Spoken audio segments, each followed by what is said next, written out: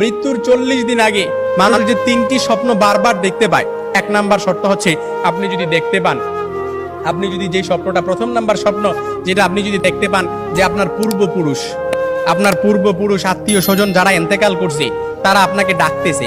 তারা আপনাকে ডাকতেছে, হাহাকার করতেছে, তাদের কাছে চলে যাওয়ার জন্য ডাকতেছে, কিংবা তাদেরকে বেশি বেশি স্বপ্ন দেখতেছেন, তখন মনে করবেন যে আপনার মৃত্যুর সময় ঘনিয়ে এসেছে। তবে এটাই যে খুব একেবারে বুঝার বিষয় এরকম কিন্তু নয়, কিছু বিষয় রেয়ার থাকতে পারে। তখনই আপনি আল্লাহর কাছে সাহায্য প্রার্থনা করবেন, আল্লাহর কাছে বেশি বেশি ক্ষমা চাইবেন। দ্বিতীয় নাম্বার যে স্বপ্নটা সেটা হচ্ছে আপনি যদি স্বপ্নে দেখেন যে আপনার বুক থেকে একটা পাখি বের হয়েছে আর এটা ছটফট করতে করতে আসমানের দিকে চলে গেছে, সাইয়েদনা আলী রাদিয়াল্লাহু তাআলা থেকে